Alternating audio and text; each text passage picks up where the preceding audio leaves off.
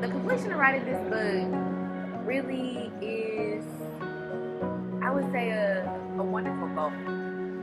I never thought I could finish it. I'll tell you, at the very beginning, I was just like, I don't think I can do it. I don't think I'm strong enough. But now that I finished it, I'm like, look at me growing up. Look at me healing. Look at me completing something. Because I always struggle with completing stuff. I'll start it, I'll get it going, and then right before I finish, I'm like, I don't want to do it anymore. This is Ashley Colbert, and I am taking center stage. Completing this book just shows how far I've come in this journey. And I've came a long way. Like mentally, spiritually. I just feel like I'm a whole new person. And the book shows it. From me being just so sad and like just depressed and then falling victim to death till now I'm just strong. I feel like I can conquer anything. Well, let me not say anything, but I can conquer a lot. And I just feel like I've grown as a person. I really feel like I found myself. And as you read the book, you'll see how I did a 180 in life in general. And am I still, do I still go through things? Absolutely. Do I still cry every now and then? Yes. However, I just feel so good. I feel like I found myself. Like I found my journey and where I'm supposed to go. I found my purpose. And I know this is weird when I say this, but I feel like through my mom's death, I found salvation. I really found true salvation with Christ. So I'm just so happy that I pushed through and that I wrote this book because healing is behind this book. Purpose is behind this book. Like you don't have to necessarily lose someone to gain something from reading this book. If you're just stuck in life, seeing that what I went through can give you hope and courage that you can do it.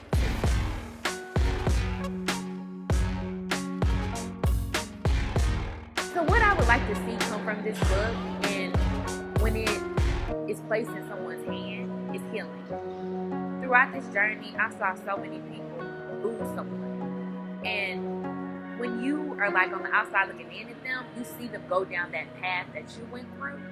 And I want them to read that book to stop them from going down the path of destruction and to gain whatever they need to gain, like even if it's healing, strength, purpose. I want people to gain hope from my book, to know that there is a tomorrow. Yes, you're going through a storm. Storms are going to keep coming. Even though I went through my mom's death, that won't be the last death that I go through. But I don't want it to stop me and to hold me back from my journey of being the person that I'm supposed to be. If anything, I want them to be strengthened. Like, it's a Bible verse. And I would read it all the time, but I never understood it that, I want to say it's in James, that in your weakness is where you'll find your greatest strength. I did not understand it. I would read it and be like, what do you mean? Like, I'm weak right now. Until I hit rock bottom. And that's when I felt like I turned into Wonder Woman. That I can make it through this, so I'll keep going. I think a lot of us wrestle with just so many, I don't want to say demons, but just so many struggles. And we just been wrestling for them for years and years. And through, my mom's death, I realized I had an anger problem. I really did. And her dying just made it even worse. And I would just say going through that experience of grief, it showed me, I have an anger problem and I need to fix it. And I feel like, throughout these couple of years, I really was able to kind of heal from a lot of anger that I was going through in life.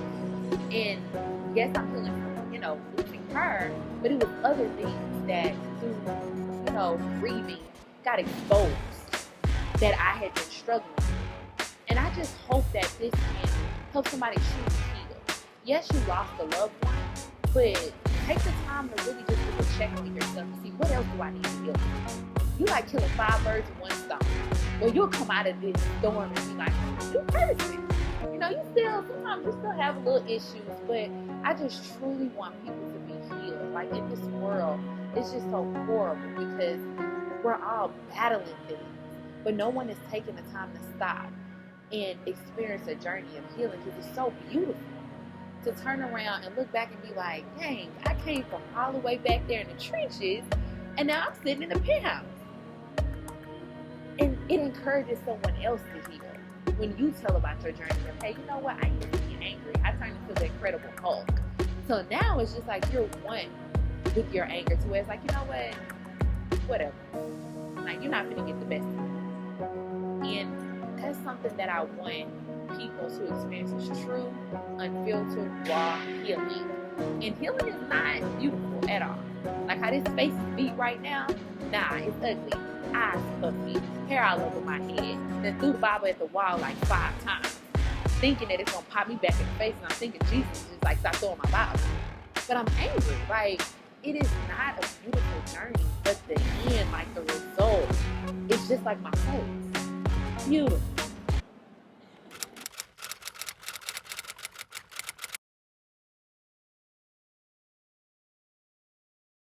In that moment when I wrote this, when she was passing away and you saw everybody crying, I think I was so removed from that moment to where it was like I was looking through a door and seeing everybody cry, seeing everybody so hurt.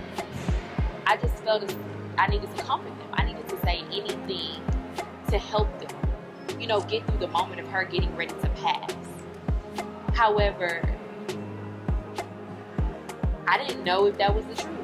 I was pretty much just giving them empty words, hoping that they would just stop crying, hoping that they would calm down, hoping that I could smooth the atmosphere because it was crazy. It just, her dying and her being in this position just happened so quickly. Nobody had time to process it, not even me, because we all had hope she was going to recover. We all just was like, nah, God's going to get her through it. No, something's going to happen. Like, she'll be able to have the surgery. But once the neurologist said, like, we could just make her comfortable until she passes, it was just all a shock to us. However, I'd been there for 3 days and I just was so far removed. I was just like, subconsciously, I think I just was like, this is a dream. This is still not happening. But then when you see people coming in and they're just crying and they're seeing her just hooked up to all these machines, and it's just like they were breaking down, they were falling apart. Naturally, I'm a comforter. I'm going to run over to you. I'm going to hold you and be like, everything's going to be okay. And they're looking back at me like, how are you so calm? Like, this is your mama. And I'm just like, it's going to be okay. Like, don't worry. At that point, I felt like I was a machine. And it was just like, okay, somebody comes and says their goodbye. They break down. Then I'm right, you know, next. And I'm just like, it's going to be okay. Don't worry. Like, we're going to get through this next. But when I, you know, got out of that machine mentality, I stopped and I'm like, is it really going to be okay? Like, I'm about to not have a mother. He's not going to have a wife. They're not going to have a sister. They're not going to have their coworker anymore. Like, what am I saying? Am I hearing myself? That it's going to be okay? Am I? It's like I came back into my body and I'm just like, girl, what you talking about? It's not going to be okay. Like, how do we move on from this? Like, this is reality now. This person, like, she's passing. So, I mean, that's what that quote came from.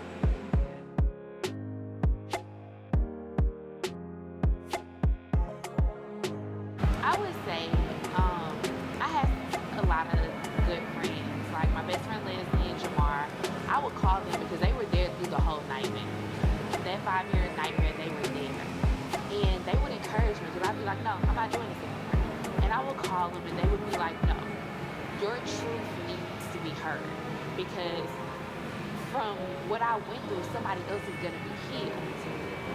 So they helped get me through it. And I would say, just me talking to God every time I went to church.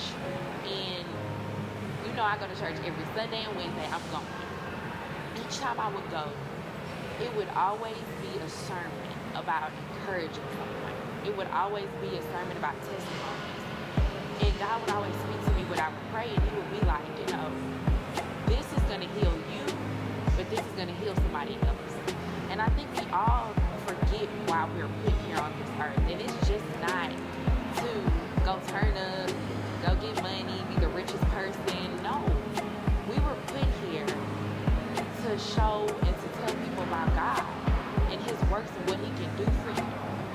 And that's what my mom did. She spent her whole life talking about God, saving people, just doing all of her purpose. And once I got that conviction of me running away from my purpose and running away from why I'm here, it pushed me. And each time it pushed me, it made me stronger. So whereas I started back writing, because I did like 5 months where I write, and I was like, put the book to the side. I picked my laptop back up, and each and every time I got stronger. And that let me know that I was healing in the process. And it was, it was a lot of nights where I just literally cried. And each and every time when I would write another chapter, I got stronger. Wrote another chapter, I got stronger. Had to go back and edit it to reread. I got stronger. I stopped crying on some parts, and I felt encouraged. So I would just say, between Leslie, Jamar, and God, they really pushed me to finish that book. I will also say this. The last 2 chapters were the hardest. I had a deadline, because finally my publisher was like, I'm tired of you. We've been doing this for like a year now. You need to finish this book. The last 2 chapters were so hard to write, because it's kind of like, where am I at now? It was a Wednesday. I remember sitting there for like 3 hours, just looking at my laptop, just like, I don't know what to write. But something said, get up and go see your mama. It's hard to make me cry. So I got up, I went to her grave. It was a beautiful day too, in April. I went to her grave, and I sat there and I just started talking to her, and just talking to her. And I was just like, I don't know what else to say. Like, how can I finish encouraging these people? And like a strong wind just came over me when I was talking to her. And I just felt like a sense of comfort, like she was holding me, like she was just, giving me that hug. And then she was like, it's gonna be okay. So I left, I went home, and instead of writing 2 chapters, I wrote 4. And the last 4 are like my favorite chapters, because they literally show a new person. Because the book is like an evolution of me within the past 5 years. It went from, just me being broken, me being hurt, me being angry, me not wanting to be here, to finding my purpose, finding who I am. And it's just a beautiful story, and I just hope that people find hope in me, because I think that's where a lot of people get lost in their grieving process, is that you lose hope. And I know that because I lost it, to where hope gets you through the day, and it makes you want to see tomorrow. And now that I've found it, it's truly amazing to just go back and you look and be like, dang, I went from just being so angry and just so mad and just like not wanting to wake up to now I'm excited for tomorrow. I'm just excited to, put some makeup on.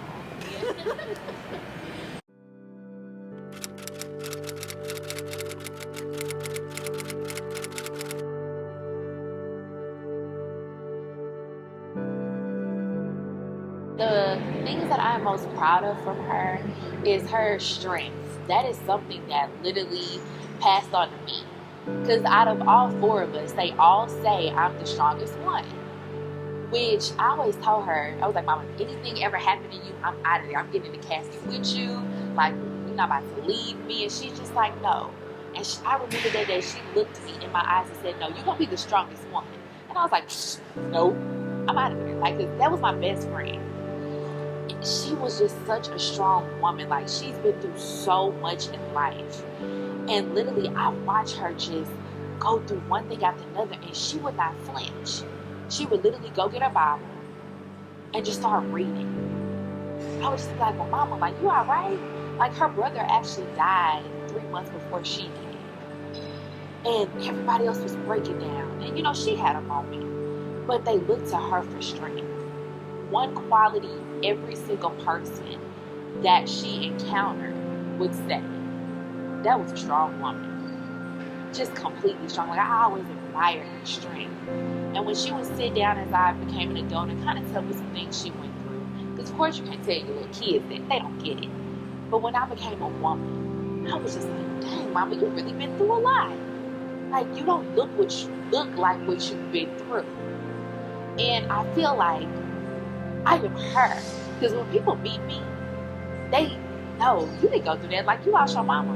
Because when I meet people, they be like, oh, your mom. And I'm like, oh, she passed. And they're like, oh, I'm sorry. And I'd be like, no, it's okay. She's with God. And they're like, you alright? But I would just say strength. The second thing is her sense of stewardship.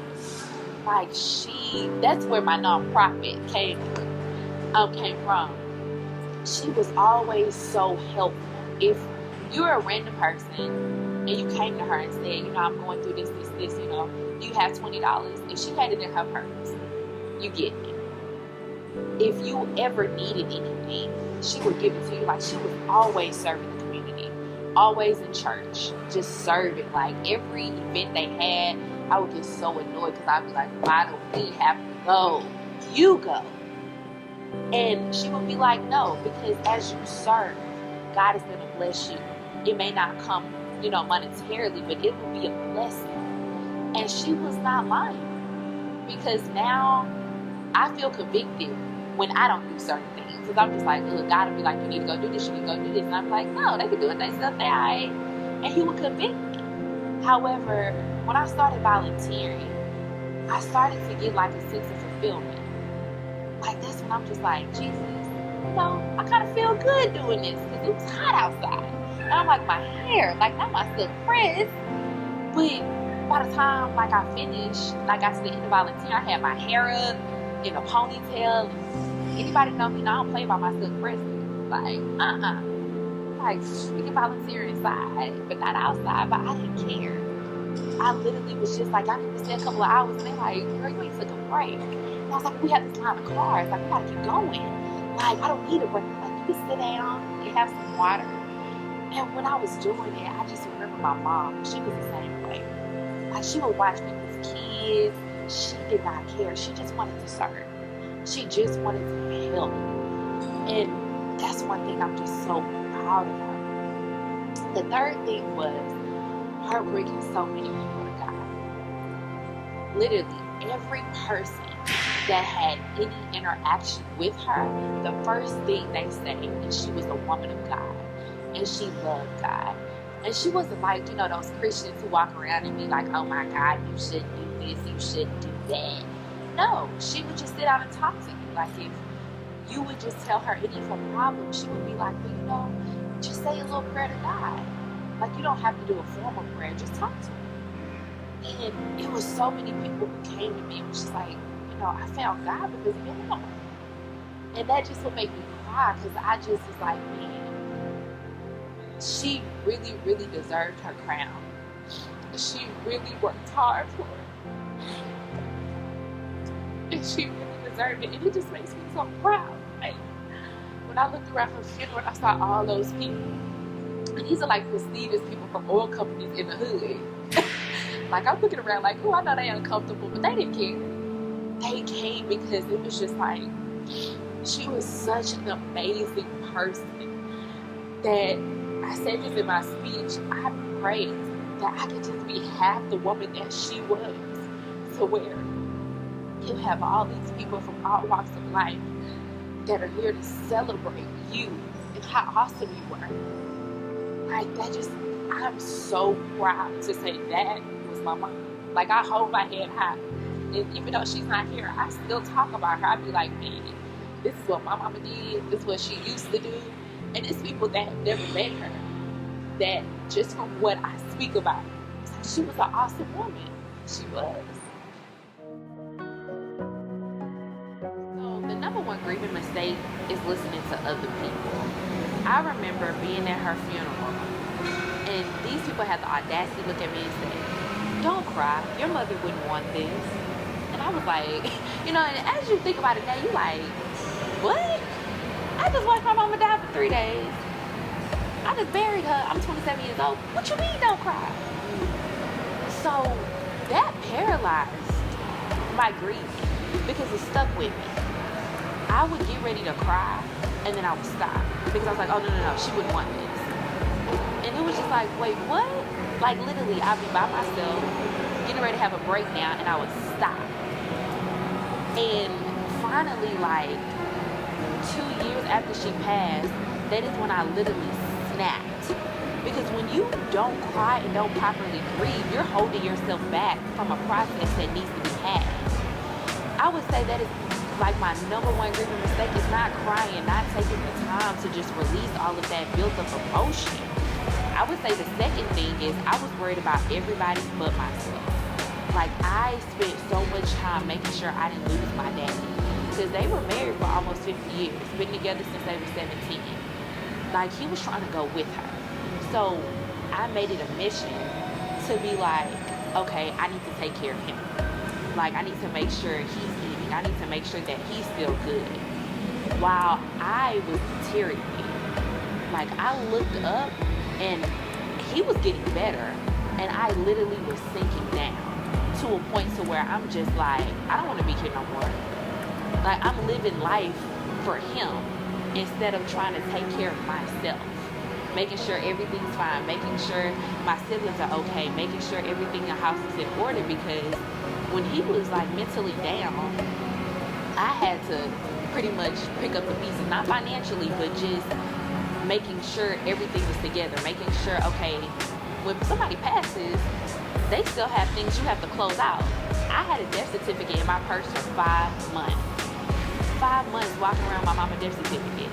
I literally verbatim can tell you that whole death certificate. That's how many times I had to go do like business things. Like, I didn't get a chance to sit back and just be good, or just say, Ashley, are you okay? It wasn't until in that moment where I tried to take my own life, to where I was just like, I can't live like this. What's next for me is, now, this ain't God funny. I like to write. I got about 6 books in my head right now. I'm almost done with book number 2. I'm going to tell you about it. But I love to write now. I never ever thought. Author, me, nah. I don't like to tell my business. It's not fun. But I think he put that in me to know this is what you're supposed to do. He tacked this onto my purpose, and I'm just like, oh, it's a lot. But I really love to write. And I've been through a lot. And I don't speak about what I've been through. But I think he's convicted me, because it's a whole bunch of people who need to hear what I have to say that are kind of stuck. And me putting a book in their hand, even though I probably would never meet them, can be their healing. And my first lady spoke this into my life during one of her conferences, that she said she sees me speaking to so many women who will look at me and it's just like, hey, this well put together, woman, it's no way she's been through what she's been through. And I feel like through my books, I could touch a lot of lives, because we're all connected. Like, me and you are connected. We're all connected in some kind of way. And by not being a testimony and telling your story, you're stopping someone from, going to the next phase of their life. And I feel like what's inside of me needs to come out. My journeys need to come out. Like, my storms that I've overcome need to come out, to why you do see this well put together woman. Let me share how I got here with you. So yes, I have a ton of books that I would love to write. My nonprofit, we started that in memory of my mom. We're now branching out to Austin and Dallas. So I'm excited about that. I'm finishing up my degree in psychology. That was something that was connected to my mom. After she passed, I was just like, there's no point in finishing. Like, I wanted to do this for her. And God was just like, no, it's time. So I rolled back into school. I have a year left. I realized that I love kids. So I'm now doing a career change to go into teaching, because I feel like we need to start there. Us as adults, we're already stuck in our mindset, but no one is turning around to help the kids and to kind of help them on their journey. And God has kind of put that on my heart to want to really, really work with children. So I have so many programs with my nonprofit that I want to start and partner with people. So I am so excited for my future. Like, it's crazy that 5 years ago I was like, oh my God, I don't want to see tomorrow. Take me out. To today, I'm just like, man, get up. This is my to-do list. I have to do this. I have to do this. In 6 months, I want to see myself here. Like, I'm just so excited for tomorrow. And I just hope that someone can be ignited to be, excited about tomorrow, just like I am after, going through what I've been through.